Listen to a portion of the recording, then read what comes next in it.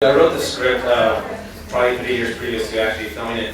Had the idea in the back of my mind. It was a real shitty script at first, and then I just kept working. And then I went to film school, was able to actually, find my voice and then hone in on exactly the story I wanted to tell.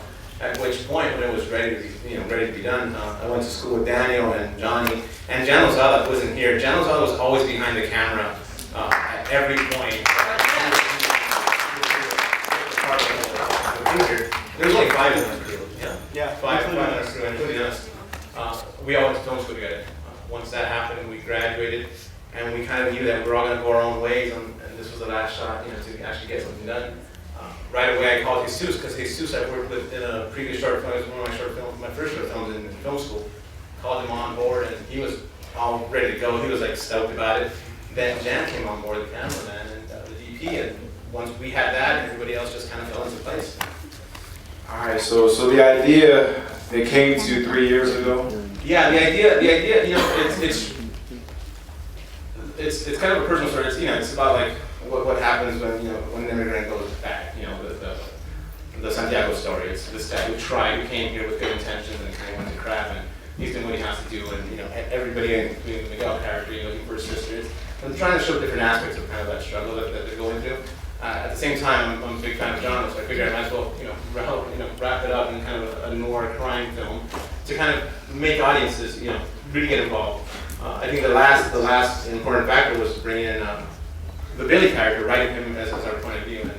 And when Wesam came in, that was a whole different ballgame. We rewrote scenes knowing him and knowing his strengths as an actor, and it was just phenomenal. It kind of just kept growing after that, and jumped on board. It was really. When I first read it, I was in Mexico with my family having Christmas. And he sent the script, and I just put everything aside, my celebration, my Christmas, everything, just to read the script.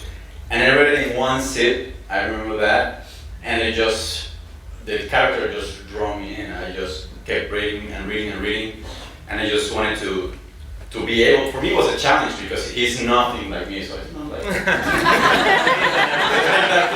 not that guy. He's a really good actor, thank you. So for me it was a challenge to be that, involved and that intense in those situations. So as soon as I read it, I was like, yes, I'm in, let's work on it. It need to make it more comfortable for me.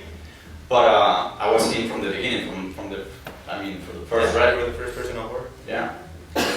When I got to East LA, I hang out with a lot of my only Ecuadorian friends to learn the slang and to know.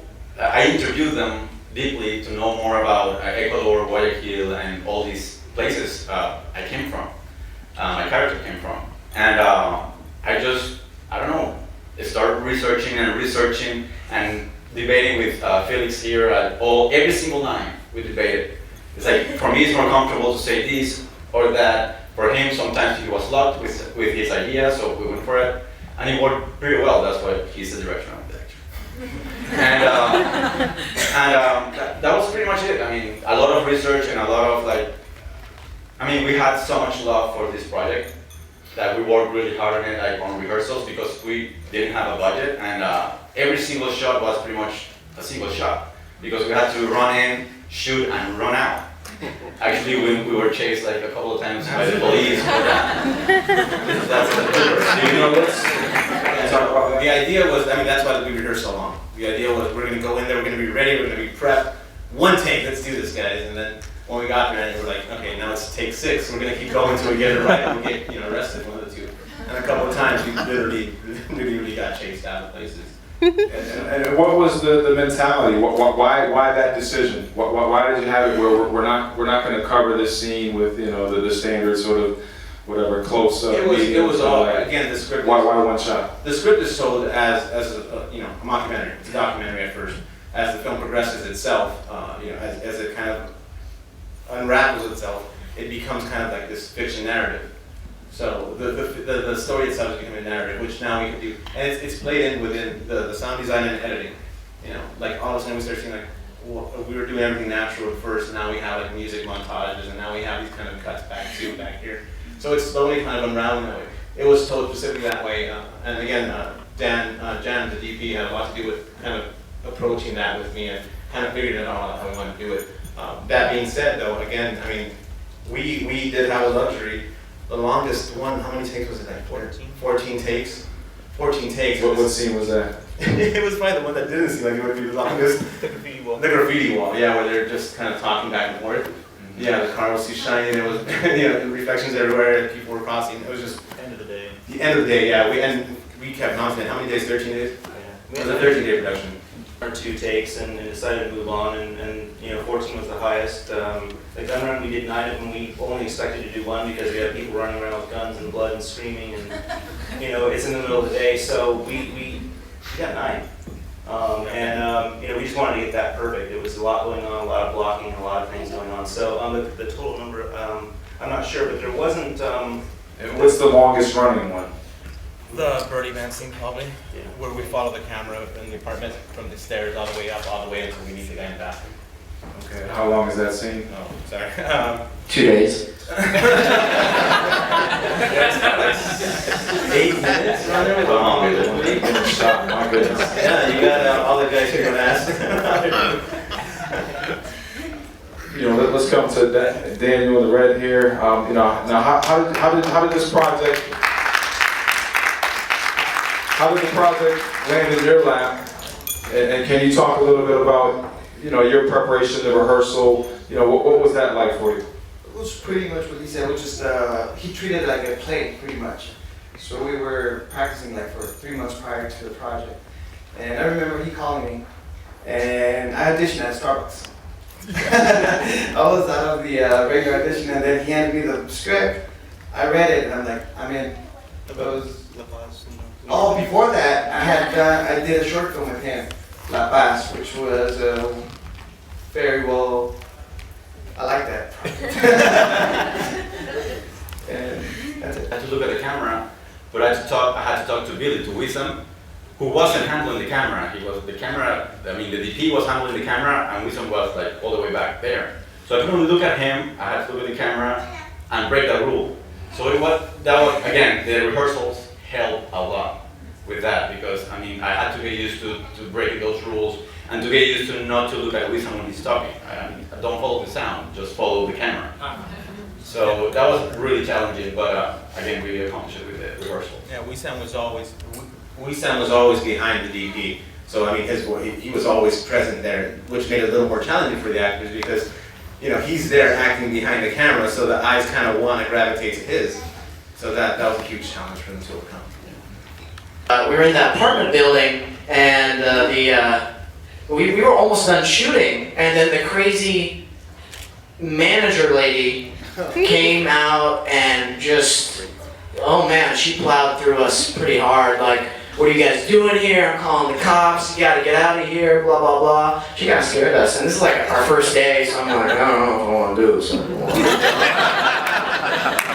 So that was just one instance. And you know, it's not, I don't think it was the noise quite as much, maybe a little, but in the hallways is all of our bags and gear cases. So that's pretty, like, what the heck is going on? Yeah, we had like two or three floors full of equipment, just like in the hallways. Let's see, Jan could answer this better, but we traveled light, and I know there was Kino's involved, right?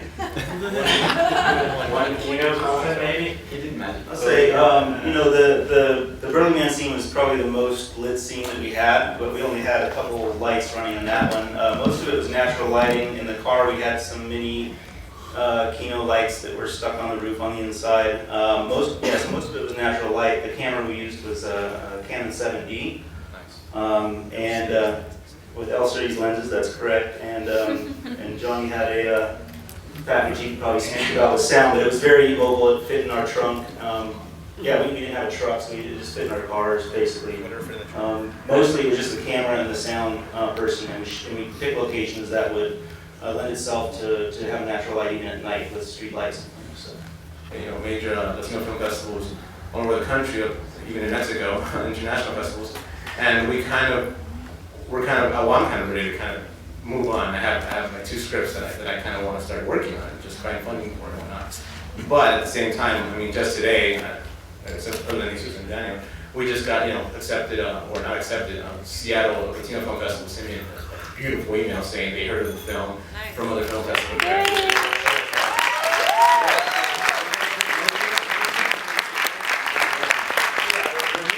We're gonna completely see where this goes. We do have distribution deals in the table, but it's more feasible to actually show our talent, out there and kind of project on the big screen everywhere we can. Make sure they let you do another one. Absolutely. The deal it is. Or it is pretty clean, which means everything else you hear was put back in. And I did a lot of work constructing that. Because it's kind of fun to watch it and it's because of me that, there's a lot of little touches. It should be a special feature. Of everybody involved, and I'm very proud to be part of this, and it's just a very excellent. I'm at a loss for words right now. No, but you guys, everybody, I'm very proud to be part of this with you guys. So.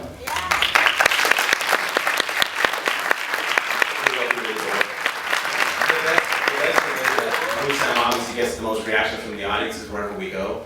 And it's hilarious. This is like the first time you've seen it, because me and Daniel and Jesus have seen this. Even Daniel has seen this a million times with crowds. And they all, like, every time they're supposed to react to him, they do.